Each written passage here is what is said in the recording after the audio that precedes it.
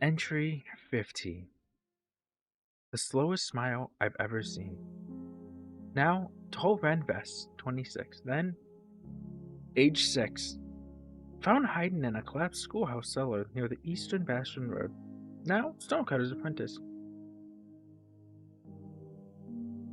Lives in the rebuilt cliffside village of Relion. I couldn't very well then. Most of my learning happened in the field. I couldn't read very well then. I skipped a word there. Most of my learning happened in the field, gathering stone, counting slabs, knowing the difference between flint and granite by licking it. I mean, I guess that's a way to tell the difference. When they pulled me out of that broken cellar, I thought I'd gone deaf. The war had rung my ears out like a bell. I remember the light, too bright, even through ash and dust. I didn't want to go back out there. Then I met him, Elgar, the Crimson Lightning. I'd heard the name whispered by healers and terrified soldiers. Not like a prince, like a warning. But when I met him, he was kneeling by a fire pit. It's a heart. Dirt discarded, coat hung on a broken pole to dry. His arms were bruised and burned in patches, as if lightning had tried to bite its own master. That's not why. It's, I hit the pole. There was fire. They're safe now.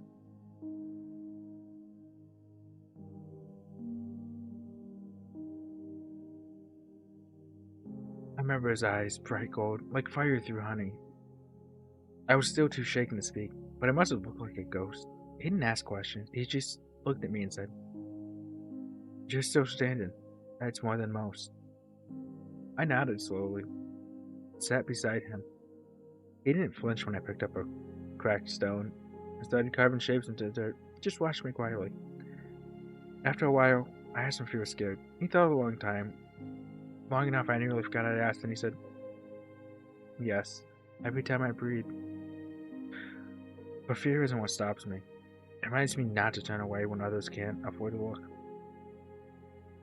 Then he picked up a stone, a smoother one. Started carving back, just a circle and a line through it. I asked him what it meant. He said, "I promise that we carry where others couldn't."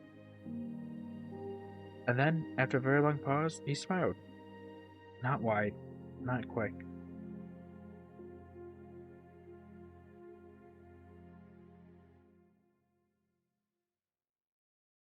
Entry 16. Don't be afraid of sparks. Name Kira Allen, 25, then age 5. Refugee from the port of Muralin. Now teaches right into orphans in Central Aurelia. Yeah, see? Aurelia right there. Not a city. It's a kingdom. Unless there's just a city now named Aurelia City. I wouldn't know. The sky was cracked that night. Not just the sky. Really, everything. Muralin was burning. People forget that. They only remember the counteroffensive weeks later. But I remember what it looked like when the dolphins broke through and the sea turned red. We were hiding under the old dockyard chapel, crammed in with 30 other children and 4 nuns who had no idea how to keep us safe. I was hugging my little brother. He had gone silent, not asleep, just gone. These aren't the chapels like here or nuns here. This is origin tree stuff. I think those are just the closest words for translation.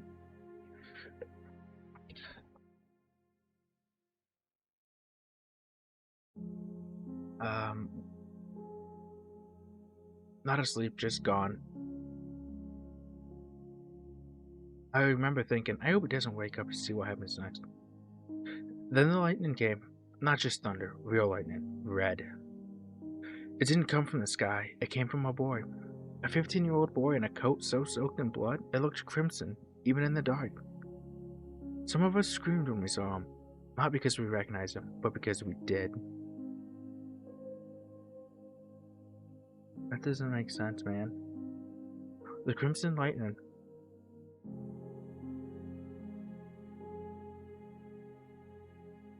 That meant war had followed us. That meant someone would die. We didn't know he was there to save us. We didn't understand until after the Dolphin troops collapsed. Literally. And he knelt down beside us, quiet, unmoving. I was the first to speak, I think. I asked, "Are you gonna hurt us too?" And he blinked once, then sat down slow, like his joints didn't quite trust him anymore. The war is hell. He looked so tired, not angry, not cruel, just tired. Then he said, "Sparks are loud because they're meant to be seen, not feared. I wanted them to see me instead of you." He took off a glove. His hand was covered in burns and cuts, and yet he reached into his coat and handed me a fruit, a real one, a satchel apple. Eat. You'll need to remember this world's still sweet. That night, when the adults returned and moved us to a safer haven, I kept that apple seed. I still have the tree. I planted it in the courtyard where I teach. The kids ask me sometimes, "Why is that tree called Algar's Spark?" And I tell them, because some lights don't burn to destroy, they burn to be followed.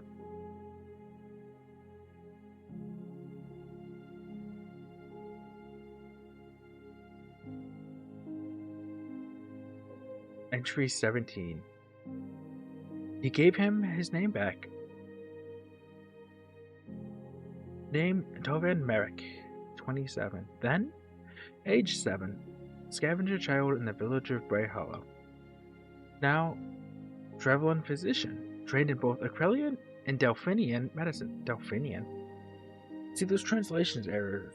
That should be Dolphinian, not Delphinian. Bray Hollow wasn't a place anyone should have fought over. It was mud, and really barely enough to keep chickens alive. This is Bartley.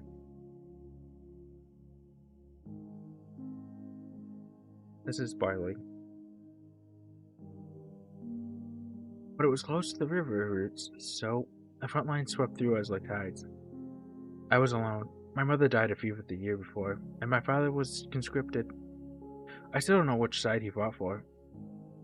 I survived by stealing from the tents left behind. He probably fought for the Acrelian side.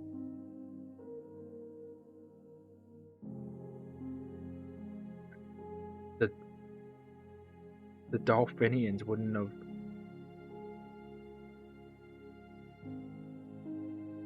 I survived by stealing from the tents left behind, crawling through packages. After the battle cries ended, that's how I found the body, or what I thought was a body.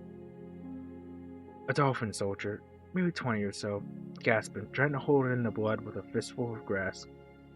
I stood there, didn't run, didn't help. I was just a kid, then I heard him. Guy Pengilus, the Crimson Lightning. He didn't announce himself. He just stepped past the ruined fence, saw the soldier, and knelt. I recognized him from the eyes. They weren't glowing like the story said. They were just golden, warm. Yeah, that's right, my eyes. They've been over exaggerating my eyes. They don't glow. The soldier, barely conscious, tried to speak. Elgar knelt closer and leaned in. The man croaked something I'll never forget. "Tell them I was more than my orders." And Elgar, without hesitation, took the soldier's hand and said, "Then tell me your name, so I can carry that pipe for forever forward." The man whispers, "Ilaris." Ilaris. Elgar repeated it back, loudly. "Ilaris, I will remember." And I do. I still do. Then he stayed with him until he passed. No magic, no judgment, just a boy kneeling beside another, out of dignity. Later, I asked him why.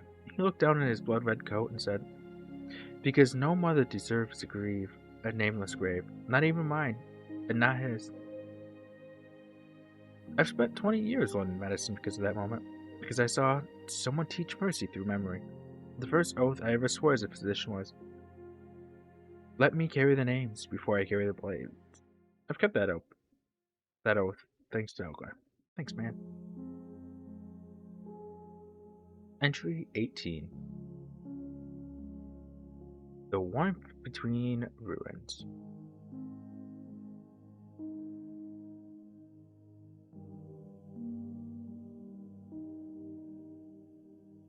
Name: Alana Bruce, 26. Then, age 6, hidden in a cellar in the city of Dremsol. That's definitely a translation error. I don't know any city named that. Now, archivist and caretaker of Dremsol Memorial Home. I didn't come out of the cellar for days. The battle for Dremsol was.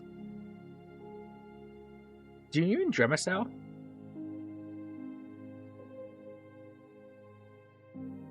I think you mean Dremisel. So this is definitely not the name of a place. It was Dremisel.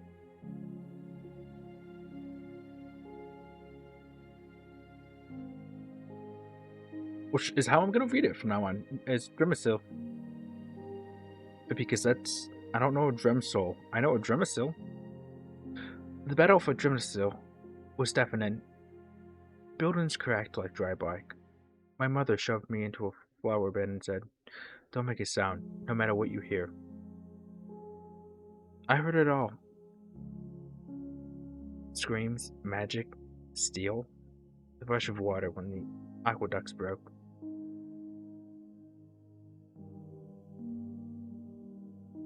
No, we didn't have those.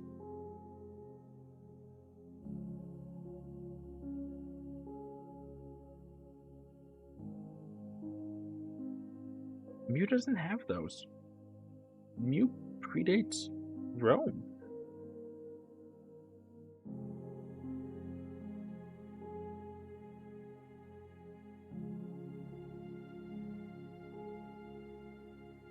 Someone.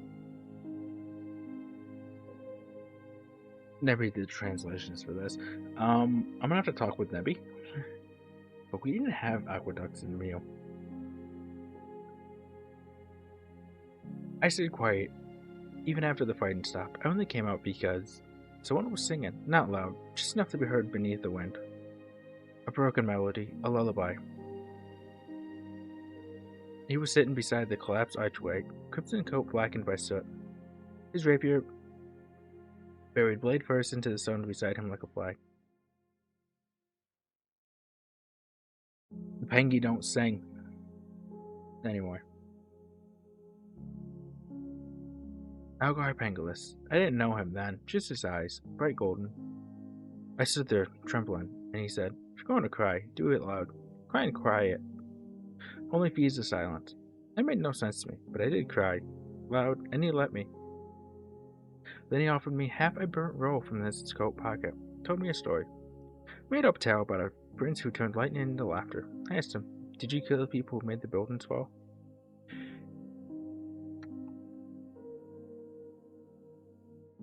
I asked him, "Did you kill my people?" He didn't answer at first, then he looked at his coat. "I killed the war in them before I could take you." I didn't understand, not then, but I remember what he did next. He pulled the rapier free, whispered something I couldn't hear, and laid it across his lap like a sleeping pet. Then he asked me my name.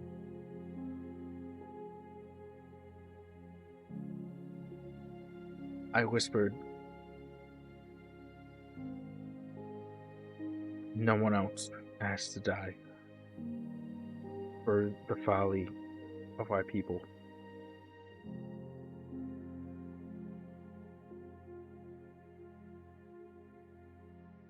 Alana, then you'll remember today, and one day, maybe we'll teach someone how not to let the war in.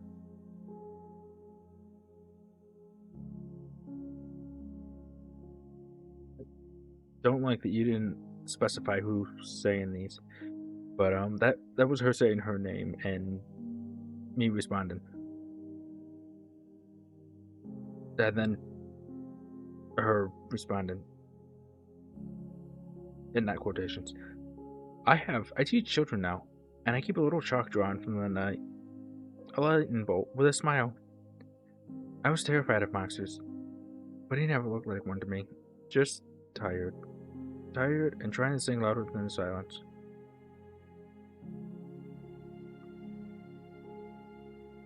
An excerpt from a letter to Jael.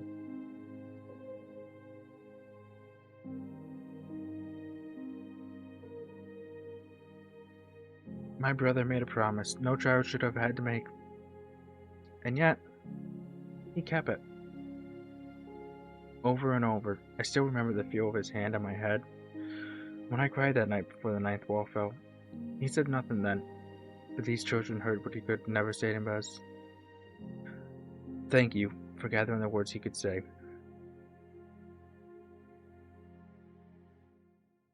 I miss Varelia.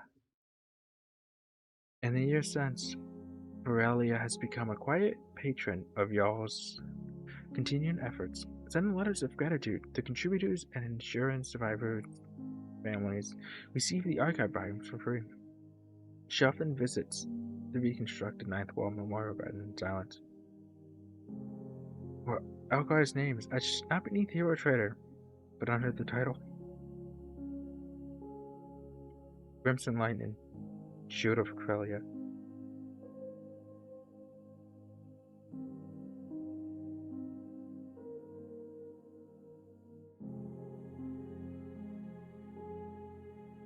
The reason why this book, this archive, this tome is even here is because of Varelia, who worked tirelessly, probably, to make sure it found its way to me. And I choose to believe that.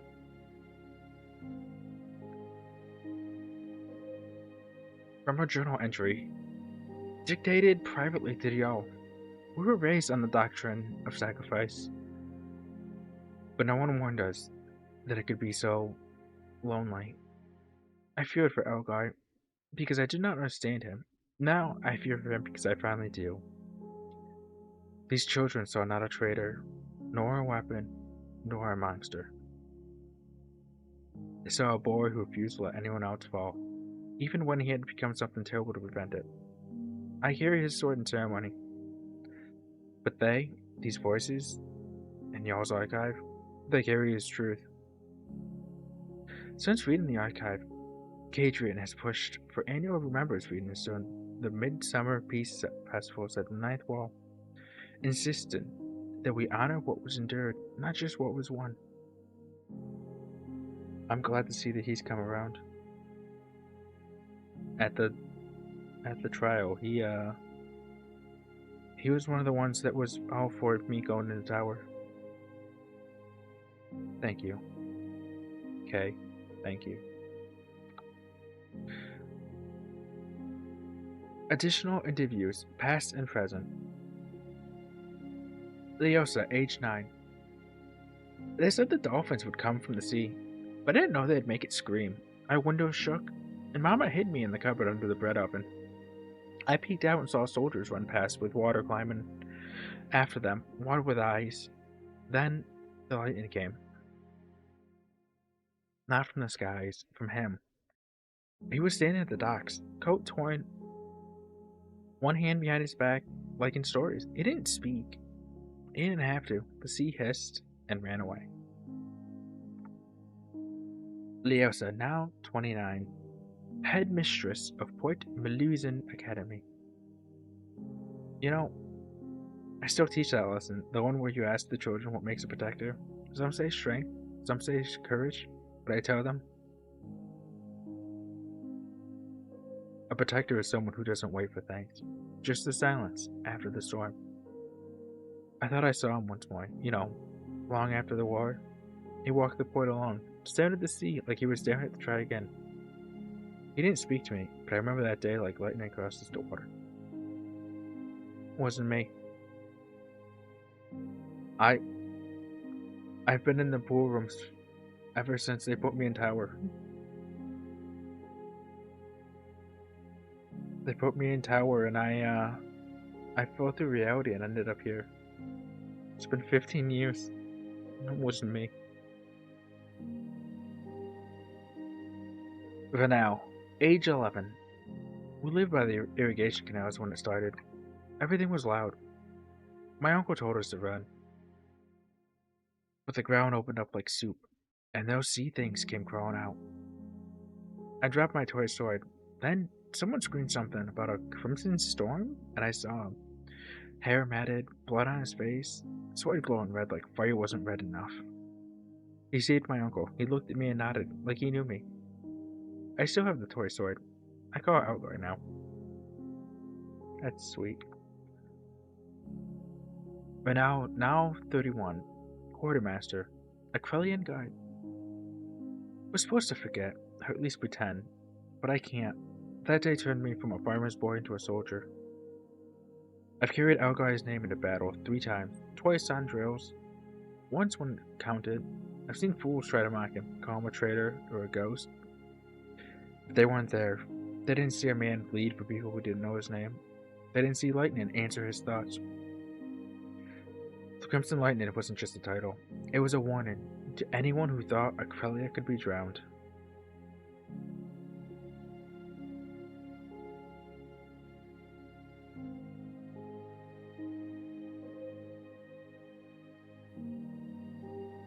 Denna and Triss, twins. We're twins. Age 6. Denna, we were playing pretend and making crowns from seaweed when the sky broke. Triss, it was raining sideways, and the clouds looked angry. Daddy told us to go under the boat frame.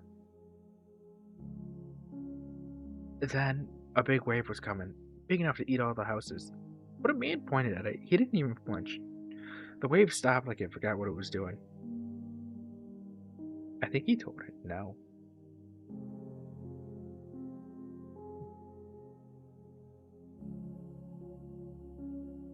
Denna and Triss, now 26. Fisher wives and storytellers. We still go out before the dawn. We leave a stone on the shore each time. One for the wave, one for the man who told it no. They say he lives in another realm now.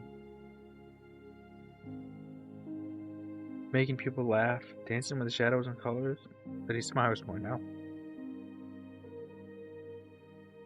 Who's telling you this? I hope that's true. He didn't smile when we saw him. He just stood there, soaked and alone. But he gave us back the sun. I don't know who's telling you this, but I am in another realm now. And I'm doing my best to make people laugh. And I'm doing my best to smile more. This big old smile.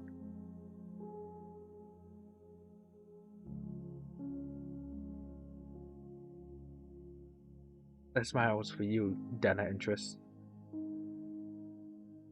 Y'all, age 13. I was delivering herbs to the field, medics, when the ninth wall fell. That's right, y'all was there. Everyone says it held, but they don't say how. It didn't hold because of soldiers or walls. I saw him kneeling in the mud, his rapier jammed into the ground like it was keeping the continent together. Thunder circled him like wolves. The air buzzed like bees in my teeth. I don't remember if he screamed or if that was just the sky. I know I dropped the herbs. I just watched because, in that moment, he wasn't a man. He was what happens when a man refuses to let his country die. It wasn't the country. It wasn't the continent. It wasn't you. It was the people. Mom used to say, gold and riches, gems, all that, that's not a kingdom's treasure. The people. The people are the treasure of a kingdom. And that's what I fought for. The people. My people. And I've lost them. Lost them and my home. Yo, now 33. Scholar and historian, archivist. The ninth wall didn't just fall, it broke. Like a dam releasing a flood. The only reason it didn't wash us all away was Algar. I spent 20 years gathering testimony, comparing records, interviewing commanders and commoners. None of their words matched what I saw. I saw lightning obey him like it owed him something. I don't care what the court wrote. I was there, and I know this. He didn't lose control. He gave it up. The cost was him.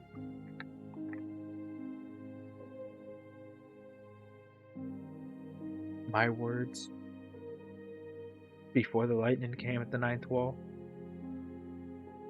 I don't care what happens to me.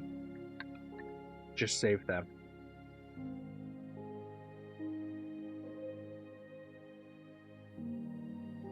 Helen, age 10. We used to be scared of the dark. Then the sea witches made it dark all day. No sun for weeks. People cried. People ran. It was 3 weeks of that. It was 3 weeks of darkness. Then a shadow came, but it brought light. Red light, like fire in a storm. The grown-up said his name and whispered about judgment. But I remember something else. He gave me his scarf after it was over. It still smells like ran iron. It's not iron, buddy. That's blood. And it wasn't a scarf. It was a shabbat. I think he was sad, but not for himself. For us. For the people who had to watch a hero become a storm. Not a hero.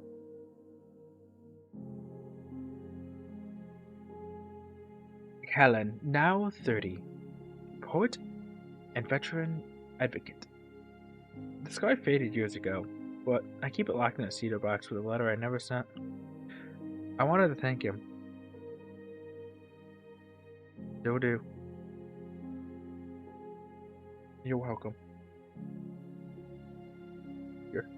You're welcome, buddy. You grew up thinking heroes were gold, but Elgar wore grief.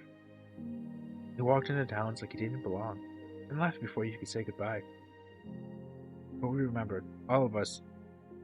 The children of the tide, they call us. And whenever I hear thunder, I raise a glass. Because somewhere out there, the crimson lightning laughs in the rain, and I hope he's dancing. I hope he's free. I'm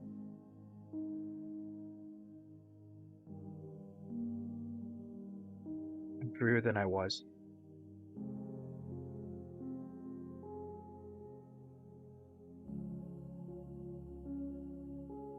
Collected works about Algar Pengilus.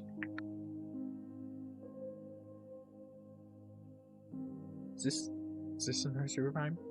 Do I have my own nursery rhyme? Sealed lightning. He's still there, locked in tower. Chained and condemned. The price of power.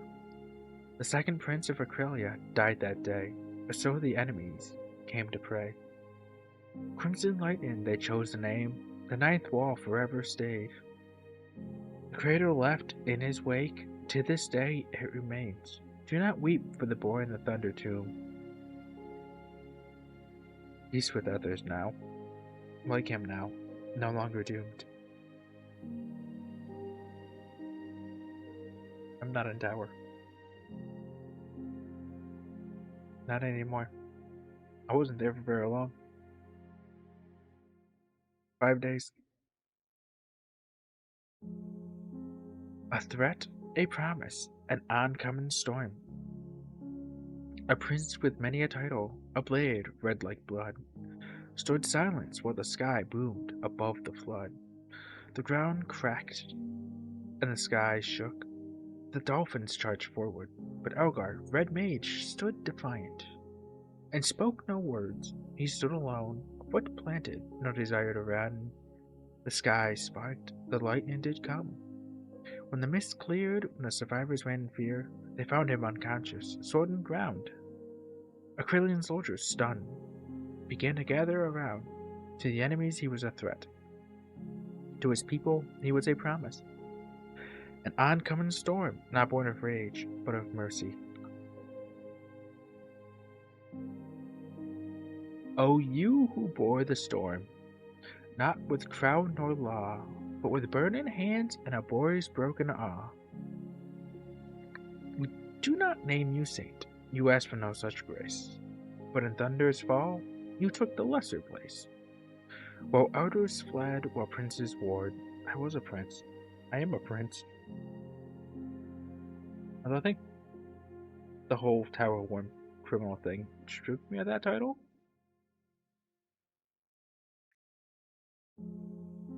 But either way, I'm sure Varelia still considers me her prince brother. Varelia would still consider me a prince. And that's all that's important. I'm sure Cadrian would, as now, well, consider me one. Back then, probably not. Now, definitely. Based on that letter. While silence ruled the sacred sword, you stood, you swore, and swore no more. Then save them.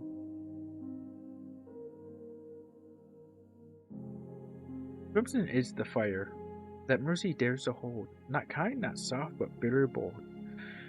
Your coat was black, then red with cost, and so it stays to count the lost. A child once asked, why be the beast? You said, because it ends with me. O keeper of the thunder's chain, may peace not be your final stain. We light one flame, not for your fall, but for the mercy that endured it all. Thanks. Is that like a prayer or something? There's no details about that one. History is written by the loudest, but memory belongs to the quiet ones. The archive has given voice to those quiet witnesses, and in doing so, returned Elgar, Pengilus, to his family, not as the accused, but as the boy who bore the storm alone, so that no other child would have to.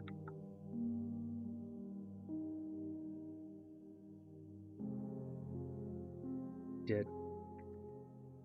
No one else. It ends with me. And I don't care what happens to me. Monster, shield, hero, demon, whatever.